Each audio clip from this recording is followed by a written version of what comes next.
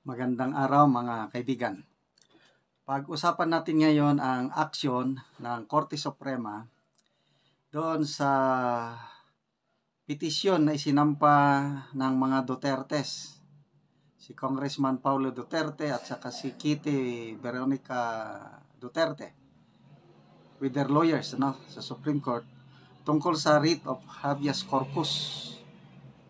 Ito, may post ng aking pinsan, shoutout ang aking pinsan sa Israel, Lani Laksamana, RN. Sabi niya, gumagalaw na ang Supreme Court.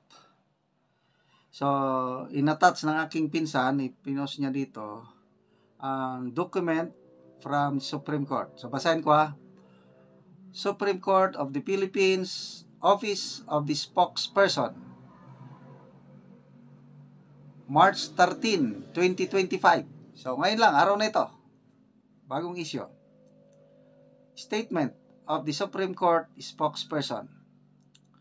On March 12, kahapon ito, yung pagtanggap, 2025 at 4:26 p.m., the Supreme Court received a third petition for habeas corpus, certiorari and prohibition with prayer for issuance of temporary restraining order and or writ of preliminary injunction filed by Representative Paulo Z. Duterte, petitioner. The petition challenges the actions of Executive Secretary Lucas Bersamin, Interior and Local Government Secretary Juan Victor Remulla Jr., and Philippine National Police Chief Major General Romel Francisco Marbel, respondents, in enforcing the International Criminal Court warrant against former President Rodrigo Roa Duterte.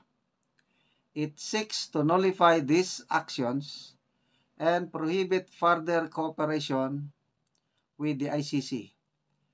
The petitioner also prays for a writ of habeas corpus to secure the release of former President Duterte from his confinement and detention.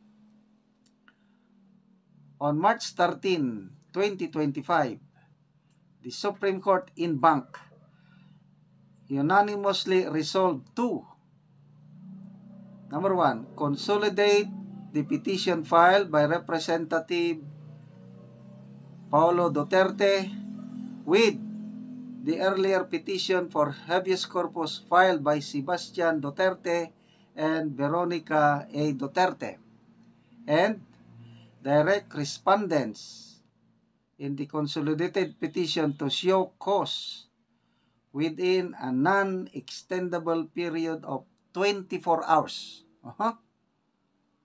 from receipt of notice why the peremptory writ of habeas corpus should not issue.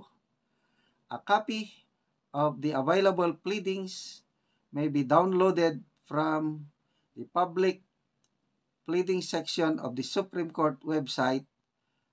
Yon. So, silang tatlong magkakapatid pala nag-file ng writ of habeas corpus kahapon. So, ang writ of habeas corpus po ay isang legal action na hinihiling ang pagmando ng korte na i-produce ang living body ng isang nakadetining person. So, ibig sabihin, si Pangulong Rodrigo Duterte, kung katigan ng Supreme Court itong writ of habeas corpus, mapipilitan ang Philippine government na i-produce ang living body ni PRRD. Ibig sabihin, mapipilitan ang Philippine government na ibabalik si PRRD dito sa Pilipinas. So, 24 hours. I don't know kung natanggap ba nila. Granting, bukas matanggap nila. Ano bang araw bukas? Biyernes. Within 24 hours. dapat Sabado na so I don't know kung Sabado o sa Lunes na. So, salamat sa Supreme Court sa mabilis na aksyon. Unanimous yung desisyon ng Supreme Court en banc. Nakita nila yung kahalagaan nitong petition na ito at talagang gumagalaw pa ang hustisya natin sa bansa. Bagay na ito sana ang inisip ng gobyernong ito, na kung may kasalanan man si PRRD sa kanyang war on drugs nung kapanahonan niya, so be it. Sampahan siya ng kaso dito sa Pilipinas.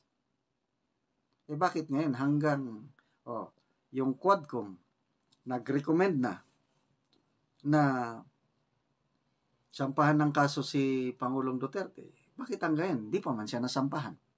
Bakit doon pa sa ICC? Tapos yung